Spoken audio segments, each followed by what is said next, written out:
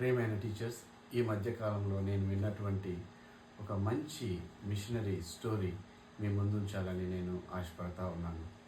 ఈ యొక్క స్టోరీ ఏంటంటే, ఆఫ్రికా ప్రాంతంలో స్కాట్లాండ్ దేశం నుంచి వెళ్ళి ఎంతో శ్రమపడి మరి అక్కడ పరిచర్య చేసిన తర్వాత తిరిగి కొన్ని సంవత్సరాలకు మళ్ళీ స్కాట్లాండ్ దేశానికి ఈ యొక్క మిషనరీని పంపించినటువంటి చర్చ్కి ఆయన తిరిగి రావడం జరిగింది. తిరిగి వచ్చినాక మరి ఆ యొక్క చర్చ్ వారందరితో మాట్లాడాలని ఈ యొక్క వ్యక్తి ఎంతో ఆశగా ఆ యొక్క చర్చి దగ్గరికి వెళ్ళటం జరిగింది.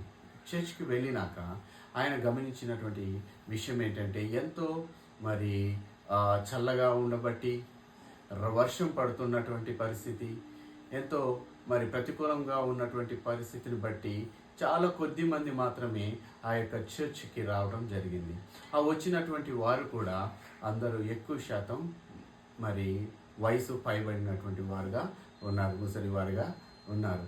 వీళ్ళతోటి మరి ఆ మిషన్ వర్క్ గురించి ఏం చెప్పాలా అని ఈయన కొంత మరి బాధపడటం జరిగింది.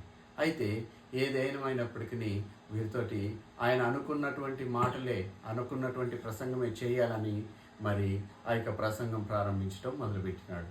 ఆయన మరి ఆ యొక్క ఆఫ్రికాలో జరుగుతున్నటువంటి అద్భుతమైనటువంటి సేవ గురించి, అక్కడ అవసరతల గురించి చెప్తూ చివరికి మరి అక్కడ ఎంతో మరి వ్యక్తులు కావాల్సి ఉన్నది, అక్కడ వీరి యొక్క మరి పరిచర్య చేయటకు వ్యక్తులు కావాలి అన్న విషయాన్ని వారి ముందు ఉంచి ఆయన యొక్క ప్రసంగాన్ని ఎలా క్లోజ్ చేశాడంటే, ఎలా ముగించాడు అంటే, ఎవరు వెళ్తారు ఎవరు వెళ్తారు అని చెప్పేసి ఇలాగా ఆయన ఈ 3 ప్రశ్నలు, ఇది ఒకే ప్రశ్నని 3 సార్లు ప్రస్తావిస్తూ ఆయన ప్రసంగాన్ని ముగించినాడు. అయితే ఆయనకు తెలియనటువంటి విషయం ఏంటంటే, అక్కడే ఆర్గన్ దగ్గర మరి ఒక చిన్న కుర్రాడు ఉన్నాడు, చిన్న బాబు. ఆ బాబు ఎందుకు ఉన్నాడు అంటే, అక్కడ ఆర్గన్ అనేది, అంటే ఇప్పుడు కీబోర్డ్ ఉంది కదా, అంతకుముందు ఆర్గన్స్ వాడేవారు. ఆ యొక్క ఆర్గన్ పని చేయాలి అంటే దానికి గాలి ద్వారా ఆ యొక్క ఆర్గన్ పనిచేస్తుంది. ఆ గాలి రావాలంటే ఎవరన్నా ఒక అబ్బాయి లేకపోతే ఎవరైనా దాన్ని అసిస్ట్ చేయాలి, అది తిప్పుతూ ఉండాలి, దాన్ని బిలోస్ అంటారు. అలా తిప్పటం ద్వారా గాలి అనేది ఆర్గన్కి సప్లై అవ్వటం, అక్కడి నుంచి ఆ యొక్క మ్యూజిక్ రావటం జరుగుతుంది. అక్కడ ఉన్నటువంటి ఆ చిన్న బాబు బయటికి వచ్చేసి గట్టిగా అరుస్తూ నేను వెళ్తాను అని ఆ అబ్బాయి చెప్పడం జరిగింది. ఈ యొక్క మిషనరీ ఆ బాబును పిలిచి ఆ బాబుకి చెప్పిన విషయం ఏంటంటే, నువ్వు చక్కగా చదువుకోవాలి, నీవు డాక్టర్గా మారాలి, నీవు డాక్టర్ చదువుకొని మిషనరీ డాక్టర్గా ఈ యొక్క మరి ఆఫ్రికాకి నీవు వెళ్తే ఎంతో పని ఉంది, అక్కడ నీవు చాలా ఉపయోగపడతావు అన్న విషయాన్ని ఈ యొక్క మిషనరీ గారు ఆ యొక్క బాబుకి చెప్పడం జరిగింది. ఈ బాబు పెరిగి పెద్దవాడైపోయాడు, అనుకున్నట్లుగానే చక్కగా చదువుకున్నాడు, డాక్టర్ చదివాడు. ఇక అక్కడి నుంచి ఆ యొక్క ప్రాంతానికి, ఆఫ్రికా ప్రాంతానికి, స్కాట్లాండ్ నుంచి ఆయన వెళ్ళటం జరిగింది. ఎంతో శ్రమించాడు, కష్టపడ్డాడు, మరి పరిచర్యని మరి జరిగిస్తూ ఉన్నాడు. ఇక్కడ జరిగిస్తూ ఉన్న సందర్భంలో వీరు ఒక తెగవారిని కలవాలని ఎంతో కష్టపడుతూ ఎంతో మరి ప్రయాసపడతా ఉన్నారు. కానీ అక్కడి నుంచి వీరికి ఎలాంటి మరి సానుకూలమైనటువంటి పరిస్థితులు లేవు, సానుకూలమైనటువంటి మరి సమాచారం అనేది లేదు.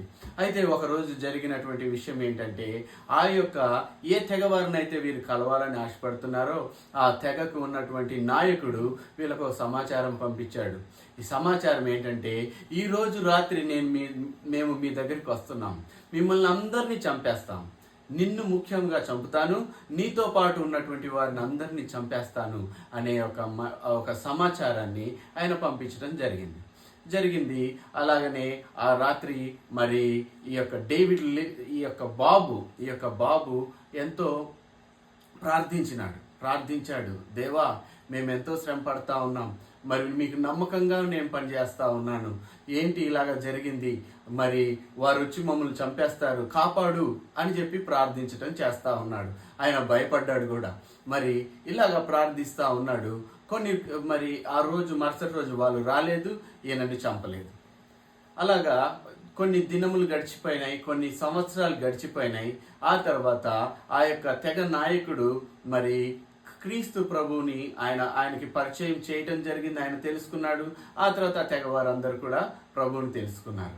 తెలుసుకున్నాక మరి ఈ యొక్క బాబు పెరిగి పెద్దవాడై మరి ఒక మిషనరీ డాక్టర్గా వచ్చేసి పరిచర్య సాగిస్తున్నటువంటి ఈ యొక్క వ్యక్తి మరి ఆ యొక్క తెగ నాయకుడి దగ్గరికి వెళ్ళి, మీరు నన్ను చంపటానికి వస్తానన్నారు కదా, ఎందుకు రాలేదు అనే ప్రశ్న ఆయన అడిగారు.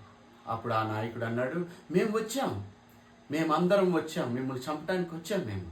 అయితే మీ యొక్క కాంపౌండ్ చుట్టూతా 39 ఆజానుబాహులైనటువంటి వారు ఉన్నారు. వాళ్ళు చాలా పొడవుగా ఉన్నారు, చాలా బలంగా ఉన్నారు, వాళ్ళందరూ యోధులుగా ఉన్నారు, వాళ్ళు యుద్ధ శూరులుగా మాకు కనిపించినారు అని చెప్పేసి ఆ యొక్క తెగ నాయకుడు చెప్పాడు.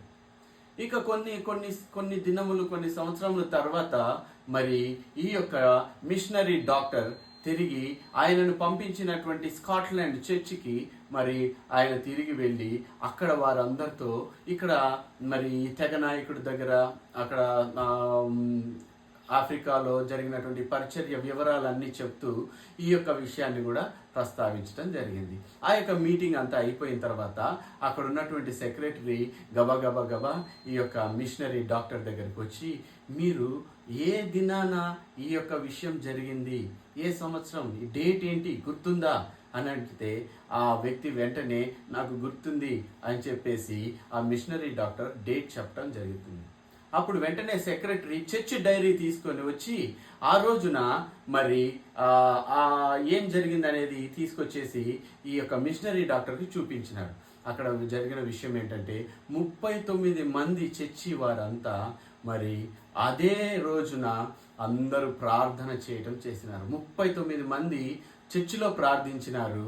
మరి ఆ యొక్క తెగ నాయకుడు మరి యొక్క మిషనరీ డాక్టర్ని ఆయనతో సంబంధించినటువంటి వారిని చంపటానికి వెళ్ళినప్పుడు అదే 39 మంది ఆజానుబాహులు మరి అక్కడ వారికి కనిపించడం జరిగింది. ఇదేదో కట్టుకథగా జరిగినటువంటి విషయం కాదు. నేను ఇప్పుడు దాకా చెప్తున్నటువంటి ఆ బాబు నేను వెళ్తాను అని చెప్పినటువంటి బాబు మరి పెద్దవాడై మిషనరీ డాక్టర్గా అయినటువంటి వాడు తెగ నాయకుడి దగ్గరికి వెళ్ళి ఆ యొక్క ఆఫ్రికాని అంతటినీ ఎంతో మరి ఆ యొక్క చీకటి ఖండాన్ని వెలుగుగా మార్చడానికి ప్రయాసపడినటువంటి వాడు డేవిడ్ లివింగ్స్టన్.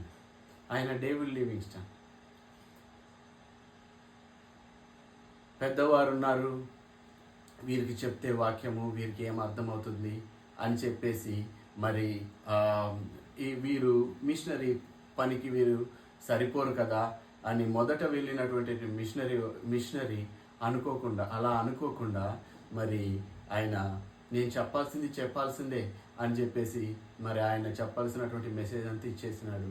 ఆ చిన్న బాబు ముందుకు వచ్చినాడు. మనము పిల్లల మధ్య చేస్తున్నటువంటి పరిచర్య ఏనాడు వ్యర్థమైపోదు. అది నిలిచి ఉండేటటువంటి పరిచర్య మధ్యలోనే ఆపేశారా, లేకపోతే దాన్ని మరి కంటిన్యూ చేస్తున్నారా? పిల్లల పరిచర్యని మనము మరి జరిగించి కడముట్టించటానికే మనం పిలువబడ్డాం. ఈ యొక్క పరిచర్యను మనం ఆపటానికి మరి నాకు వీలున్నంత వరకే చేయటానికి అన్నట్లుగా మనము అలాగా మనం పిలువబడలేదు. ప్రియమైనటువంటి చెల్లి తమ్ముడు గమనించండి, మనము విలువైనటువంటి వారి కొరకు ప్రయాసపడుతున్నాం. మనము విలువైనటువంటి వారమే, మనకంటే విలువైనటువంటి వారు ఈ యొక్క చిన్న బిడ్డలు. వారిని ప్రభు వైపు తిప్పే విషయంలో వారు ఎన్నో గొప్ప కార్యాలు మరి రానున్న దినాల్లో వారు చేయబోతూ ఉన్నారు. వారి కొరకు ప్రయాసపడే విషయంలో మనం ఎంత మాత్రం నెగ్లెక్ట్ చేయకుండా మనం ముందుకు సాగిపోదాం. దేవుడు మన యొక్క పరిచర్యను, మన యొక్క పనిని ఆయన ఆశీర్వదించి నడిపించును గాక. ఆమేన్.